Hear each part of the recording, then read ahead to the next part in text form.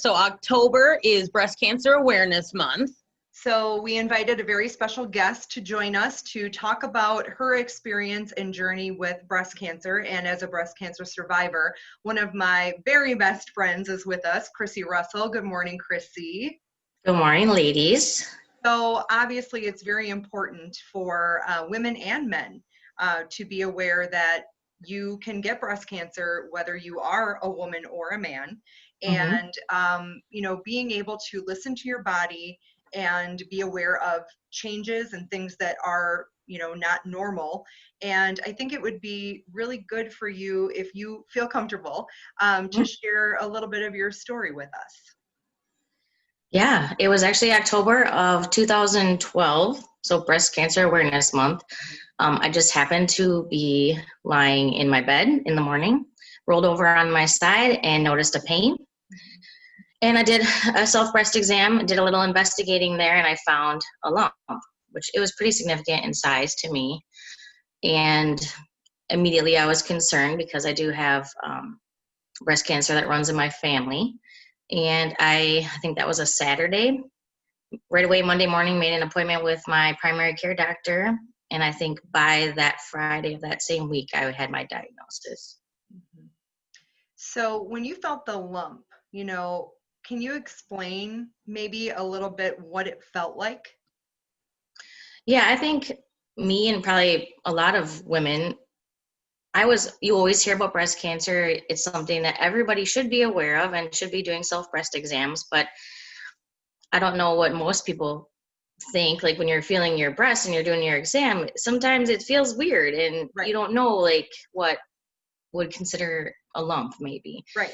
So I just know that it was different from what I had normally felt. So I think that's the biggest thing is that if you do them routinely, you know what they normally feel like. Right. And that when there is a change, you can tell. So it was kind of far in towards the back of my chest or on my chest wall. So it was kind of hard for me to feel. And I probably, I don't know, wouldn't have found it if I wouldn't have had that pain on that day. So then what happened next in your journey then after your diagnosis? That was kind of a whirlwind. They give you a lot of information in a very small period of time, and it's quite overwhelming. They wanted to do surgery right away and then kind of changed up the routine because of my younger age. I was only 31 at the time, and decided to do the chemotherapy treatment before that to make sure that the cancer that I did have was responsive to that, which I think was the right way to go because by the time I was done with my chemotherapy, which was about 16 weeks long, I didn't have any cancer left in my breast. So I was confident going into my surgery that it was gone. Now, you being that you knew that you had history in your family, talk a little bit about what that meant and the steps that you took then because of that. Yeah, I carry the BRCA mutation, gene mutation for breast cancer. I have 2 paternal aunts who carry the same gene. And actually now finding out, like in my these last couple of years, I have also cousins on my paternal side that have now had a breast cancer diagnosis. So our gene mutation is quite prevalent in my family. But I was young, I was only 31, so I knew it existed, but I still think everybody thinks deep down that it's not going to happen to them. But when I did find that lump, I just had a feeling in the back of my head that I knew what it was, and I wanted to get it taken care of right away. So yeah. Did you get a test done to find out that you had this gene, or how did that all happen? Yeah, that first appointment I had was just with my doctor.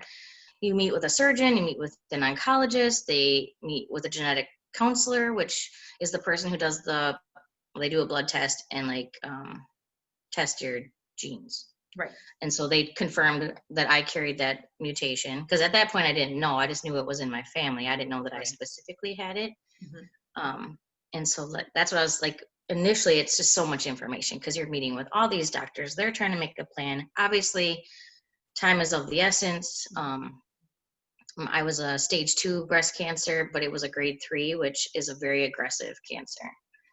So I was on kind of a timeline there. Yep. So then you opted to have what type of surgery?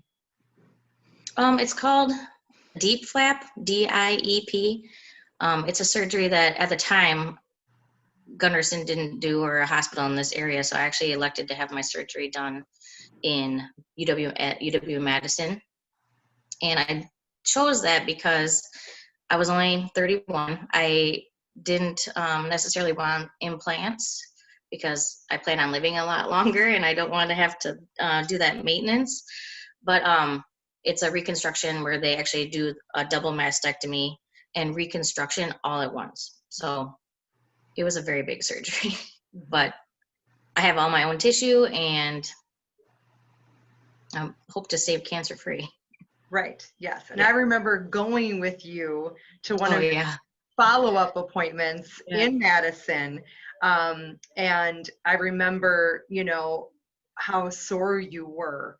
That was a painful. Yeah, you know, and I remember just being in awe of you because I couldn't believe that, I mean, all of these things that you had been through, you know, I mean, it was just, you know, the chemo and then the surgery. And I mean, it was just, it was a humbling experience for me, just to be there with you. And, you know, that was the first time in my life that I had been hit so close, you know, and I know that you know, there are so many people close to you in your life that, you know, that care about you and love you. And we were so worried about you.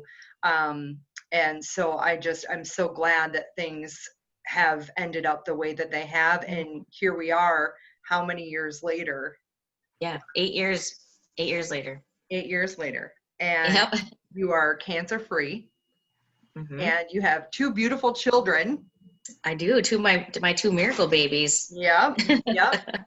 And I guess another question for those who might be interested, you know, what is something that now, you know, moving forward as a person who went through this experience, is there anything that you need to do moving forward to, you know, help remain cancer free? Like, do they suggest anything? Do they, you know, I mean, is it just a gamble? Like, what, you know, what is it? Yeah, I think, well, everybody's breast or anybody's cancer is different. That's why you have a very close relationship with your primary doctor, your oncologist. After my diagnosis and treatment, I met with my oncologist pretty routinely for about 5 years. Yep. And then they kind of say goodbye. And they're like, you know, you've made it to the 5-year mark. You're doing great. Obviously, if you have any questions or any like things that you feel are concerns, we're here for you. I have gone and seen them a couple of times with little things that I've felt, and they've, you know, reassured me that it's okay. Yeah. But after that 5-year mark, they kind of, I mean, I still see my regular doctor. I still do exams on myself. Yep. Because of my mastectomy and the construction that I have, I can't have a mammogram just because it wouldn't work. So I have to rely on my exams, and yeah, me just being in touch with my body. Well, we're so glad that you've made it through and remain cancer free. And I really appreciate that you shared this personal story, because it is, I'm sure it's hard to talk about, but it's also important for people to know that they need to listen to their body and do the self exams. And, you know, if something seems weird, get it checked out. For sure. Anything, you know, just be in touch with yourself. And, you know, I don't think any doctor is gonna, I was only 31, which I think, I don't know, average ages of women who get breast cancer, but it's on the younger side. And I think, you know, you should listen to yourself. And if you unfortunately have a doctor who is not listening to you, I mean, there's other doctors out there, but just be proactive in your own health.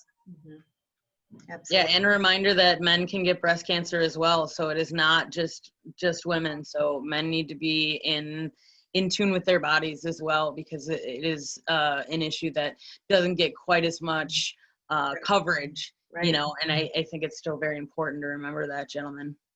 Mm-hmm.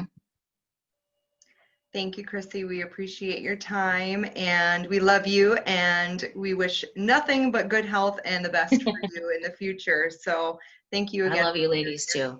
And I wouldn't be where I am right now if I didn't have my friends and my family. So rely on your support systems.